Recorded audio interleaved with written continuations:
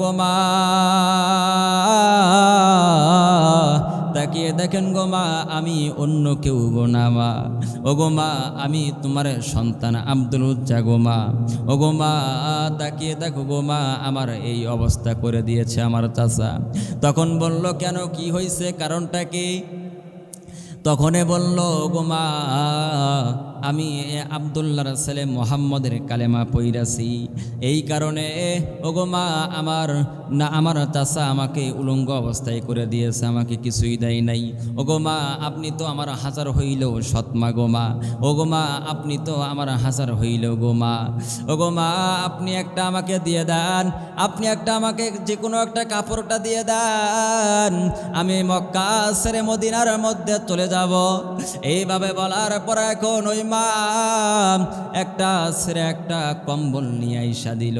এমন কম্বল নিয়ে আইসা দিয়েছে, এক সাইড যদি ঢাকে আর এক সাইড উলঙ্গ অবস্থায় থাকে, আর এক সাইড যদি ঢাকে অন্য সাইডে উলঙ্গ অবস্থায় থাকে।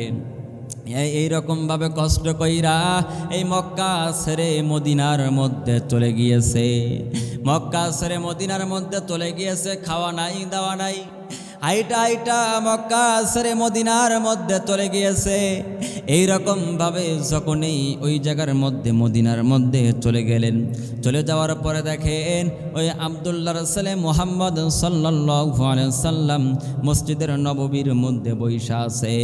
এখন আব্দুল উজ্জা বারান্দার মধ্যে ওই জায়গার মধ্যে চলে গিয়েছে। যাওয়ার পরে দেখে ওই মুহাম্মদ সাল্লাল্লাহু আলাইহি সাল্লাম মসজিদের নববীর মধ্যে বৈশা আছে। আব্দুল উজ্জার চাচার কাছে আব্দুল উজ্জাকে রেখে আসলো। রেখে আসার পরে এখন হঠাৎ করে একদিন আব্দুল উজ্জা সহকারে আব্দুল উজ্জার চাচা সহকারে আব্দুল উজ্জার চাচি সহকারে একটা টেবিলের মধ্যে খাইতে বসছে। খাইতে বসার পরে এখন সবাই খাইতে থাকে, কিন্তু আব্দুল উজ্জা খায় না। আব্দুল উজ্জার চাচা ডাক দিয়ে বলে, রে ভাতিজা কেন তুমি খানা খাও না, কেন তুমি খানা খাও না, কারণটা কি? এইভাবে বলার পরে এখন আব্দুল উজ্জা ডাক দিয়ে বলল, রে চাচা গো, ও গো চাচা আপনাকে আমি একটা কথা বলতে চাই গো চাচা। তখন বলল, কি এমন কথা? এরে ভাতিজা তুমি আমাকে কি এমন কথা বলতে চাও বলো দেখি। তখন বলার পরে এখন বলল, ও গো চাচা আপনাকে আমি এই কথাটা বলতে চাই, দেখেন তো এই কথাটা সত্যি কিনা। তখন বলল, কি এমন কথা বলো দেখি, কি এমন প্রশ্ন আছে আমাকে বলো দেখি। আব্দুল উজ্জার চাচা এভাবে বলার পরে আব্দুল উজ্জা ডাক দেয়, কয় ওগো চাচা আমি অলিতে গলিতে যে জায়গার মধ্যে চলে যাই আমি শুধু একটা লোকের কথাই শুনি গো চাচা। ও চাচা একজন শুধু লোকের কথা আমি শুনি, জানি না ওই মানুষটা ভালো মানুষ নাকি খারাপ মানুষ, কিন্তু গো চাচা আপনার কাছে আমি শুনতে চাই ওই মানুষটা ভালো মানুষ নাকি খারাপ মানুষ। এরে মক্কার মধ্যে অলিতে গলিতে যে জায়গার মধ্যে আমি চলে যাই আব্দুল্লাহর ছেলে মুহাম্মদের কথাই শুধু আমি শুনি, আব্দুল্লাহর ছেলে মুহাম্মদের কথাই আমি শুনি। জানতে চাই ওই লোকটা কেমন মানুষ, ওই লোকটা ভালো মানুষ নাকি খারাপ মানুষ। এইভাবে যখনই বলছে আব্দুল উজ্জার চাচা লাভ দিয়ে ওইটা ডাক দিয়ে কয়, এরে ভাতিজা তুই এই কথা বলিস না রে ভাতিজা। ওখানে ডাক দে বলল, রে ভাতিজা আমি সত্য কথা বলতে চাই রে ভাতিজা। এই মক্কার মধ্যে আসমানের নিচে জমিনের উপরে আব্দুল্লাহর ছেলে মুহাম্মদের মতো ভালো মানুষ আর দুনিয়ার মধ্যে একটাও নাই। সুবহানাল্লাহ বলেন। রহমাতুল লিল আলামিন নবী কোরআনে প্রমাণ, আশেক বিনে কে বুঝিবে আমার দয়ার নবীর শান, উম্মত বিনে কে বুঝিবে আমার দয়ার নবীর শান। নবী আমার মদিনার বুলবুল, আমার আল্লাহ ভালোবাসা নাম রাখিলেন মুহাম্মদ রাসূল। জোরে বলেন না মারহাবা। নবী আমার মদিনার বুলবুল, আমার আল্লাহ ভালোবাসা নাম রাখিলেন হাবিবে রাসূল। সেই নবীরে কষ্ট দিলে, সেই নবীরে দুঃখ দিলে থাকবে না ঈমান। আশেক বিনে কে বুঝিবে আমার দয়ার নবীর শান, উম্মত বিনে কে বুঝিবে আমার দয়ার নবীর শান। সুরে বলেন না মারহাবা। এইভাবে যখনই কথাটা বলল, আব্দুল্লাহর ছেলে মুহাম্মদের মতো ভালো মানুষ আর দুনিয়ার মধ্যে একটাও নাই। এইভাবে বলার পর এখন সাহাবী আব্দুল উজ্জা এখন ডাক দিয়ে বলল, গো চাচা গো, আপনাকে আমি একটা কথা বলতে চাই। ও গো চাচা, আমি আপনার সামনে আমি আব্দুল্লাহর ছেলে মুহাম্মদের কালেমা পরে আমি মুসলমান হয়ে যাব। এইভাবে যখনই বলছে, বলার পর এখন চাচা ডাক দে বলে, রে ভাতিজা, তুমি এইটা বলতে পারো না, তুমি এই কথা বলতে পারো না, তুমি ওই ধর্মের মধ্যে যাইতে পারো না। তুমি যদি ওই ধর্মের মধ্যে চইলা যাও তাহলে তো আমাদের ধর্মের মধ্যে, আমাদের বাপদাদার ধর্মের মধ্যে চুনকালি লাগা হবে। এরে ভাতিজা, তুমি ওই জায়গার মধ্যে যাও না, তুমি ওই ধর্মের মধ্যে যাও না। এইভাবে যখন বলছে তখন ডাক দে বলল, গো চাচা, আমি মনে মনে একটা চিন্তা ভাবনা করেছি গো চাচা। ও গো চাচা, আমি মনে মনে একটা চিন্তা ভাবনা করছি গো চাচা। ও গো চাচা, আমি আপনার সামনে কালেমা পড়ে মুসলমান হয়ে যাব। এইভাবে বলার পর এখন কালেমা পড়ে মুসলমান হয়ে গেল। মুসলমান হওয়ার পর এখন এরে মুসলমান ভাইরা, আল্লাহর বান্দারা গভীর মনোযোগ দিয়ে দিবেন, সংক্ষিপ্তভাবে বলে দিচ্ছি। এইভাবে বলার পর এখন আব্দুল উজ্জাম কালেমা পরে মুসলমান হয়ে গেল। মুসলমান হওয়ার পরে এখন আব্দুল উজ্জার চাচা ডাক দে বলে, এরে ভাতিজা, এরে ভাতিজা, আমি আপনাকে এই কথাটা বলতে চাই। এরে ভাতিজা, তুমি যেহেতু ওই ধর্মের মধ্যে চলে গিয়েছো, সেই কারণে আপনাকে আমি কথাটা বলতে চাই। তখন বলল, কি এমন কথা?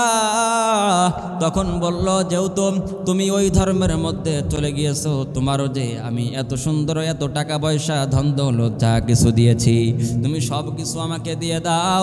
তখন বলল, এরে চাচা, তুমি তো আমার আপন চাচা, তুমি আমার কাছ থেকে এগুলো ফিরে আনিবা।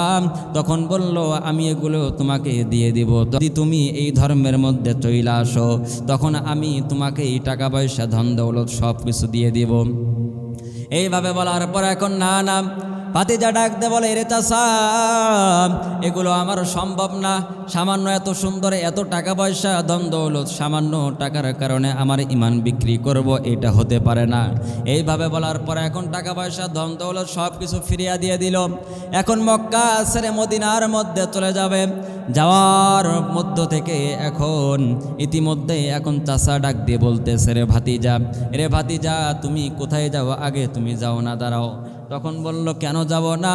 তখন বলল, তুমি যে মদিনার মধ্যে চলে যাইবা, তোমার যে পরনের মধ্যে যে কাপড়টা রয়েছে, ওই কাপড়টাও তো আমার টাকার কিনা। রে ভাতিজা, তুমি এই কাপড় পইরা তুমি মদিনার মধ্যে যাইতে পারবা না। এইভাবে বলার পর এখন চাচাকে ডাক দিয়ে বলল, ও গো চাচা, আমি যে এই মক্কা ছেড়ে মদিনার মধ্যে চলে যাব, আমারও তো একটা লজ্জা স্থানের একটা ব্যাপার আছে গো চাচা। ও গো চাচা, এই মক্কা ছেড়ে মদিনার মধ্যে যে আমি চলে যাব, এই যে আমার 18 বছর হয়ে গেছে, আমার তো একটা যৌবনকাল শুরু হয়ে গিয়েছে, আমারও তো একটা লজ্জা স্থানের ব্যাপার। এই জন্য আমি তোমার কাছে এই জিনিসটাই শুধু চাই, এটা আমাকে দিয়ে দাও, কোনো মতো আমি পরে মদিনার মধ্যে চলে যাব। এইভাবে বলার পরে এখন চাচা এখন ডাক দিয়ে বলতেছে, এরে ভাতিজা, এইটা হইতে পারে না, এইটা হইতে পারে না, এইটা কোনোদিনও সম্ভব না। তুমি যদি এই কাপড়টা নিতে চাও তাহলে তুমি তাহলে এই ধর্মের মধ্যে চলে আসো। এখন আব্দুল উজ্জা ডাক দে বললে, রে ভাতিজা, আব্দুল উজ্জা ডাক দে বললো, গো চাচা, তাহলে নেন, সব কিছু আমি কইলা দিলাম, ইমান বানাইলাম সঙ্গী।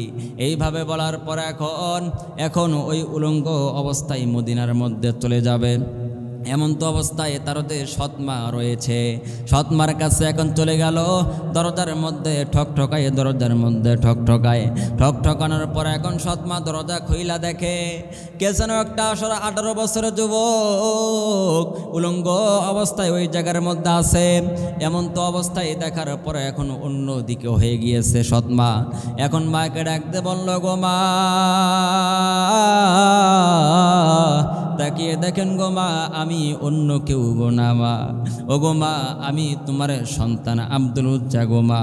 ও গো মা, তাকিয়ে দেখো গো মা, আমার এই অবস্থা করে দিয়েছে আমার চাচা। তখন বলল, কেন, কি হয়েছে, কারণটা কি? তখনে বলল, গো মা, আমি আব্দুল্লাহর ছেলে মোহাম্মদের কালেমা পইরাছি, এই কারণে ও গো মা, আমার চাচা আমাকে উলঙ্গ অবস্থায় করে দিয়েছে, আমাকে কিছুই দেয় নাই। ও গো মা, আপনি তো আমার হাজার হইলেও সৎমা গো মা। ও গো মা, আপনি তো আমার হাজার হইলেও গো মা। ও গো মা, আপনি একটা আমাকে দিয়ে দেন, আপনি একটা আমাকে যে কোনো একটা কাপড়টা দিয়ে দেন, আমি মক্কা ছেড়ে মদিনার মধ্যে চলে যাব। এইভাবে বলার পর এখন ওই মা একটা ছেড়ে একটা কম্বল নিয়ে আইসা দিল। এমন কম্বল নিয়ে আইসা দিয়েছে, এক সাইড যদি ঢাকে আর এক সাইড উলঙ্গ অবস্থায় থাকে, আর এক সাইড যদি ঢাকে অন্য সাইডে উলঙ্গ অবস্থায় থাকে। এইরকমভাবে কষ্ট কইরা এই মক্কা ছেড়ে মদিনার মধ্যে চলে গিয়েছে। মক্কা ছেড়ে মদিনার মধ্যে চলে গিয়েছে, খাওয়া নাই, দাওয়া নাই, হাইটা হাইটা মক্কা ছেড়ে মদিনার মধ্যে চলে গিয়েছে।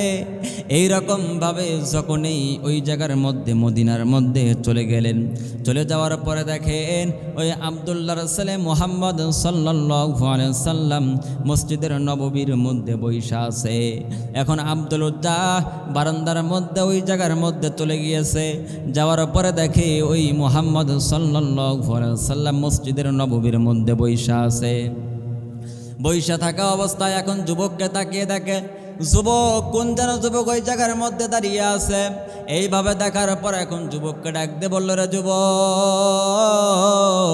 তুমি এই জায়গার মধ্যে আসরে যুবক। যুবককে ডাক দিয়ে আসার পরে এখন যুবককে বলল, রে যুবক, কি হয়েছে, তোমার কারণটা কি? তখন বলল, ওগো নবীজি, আপনার দরবারে আপনার কালেমা নিয়ে আসার কারণে আমার আজকে এই অবস্থা গো নবীজি। আমার চাচা আমাকে এরকম কইরা দিয়েছে। এইভাবে বলার পর এখন তখন বলল, এরে আব্দুল উজ্জার কাছে সব কিছু শুনল। শোনার পরে এখন ডাক দিয়ে বলল, রে যুবক, তুমি কি কোনো কিছু খাইছো রে যুবক? যুবক তো কিছু বলে না, না বলার কারণে এখন নবীজিও তো 7 দিন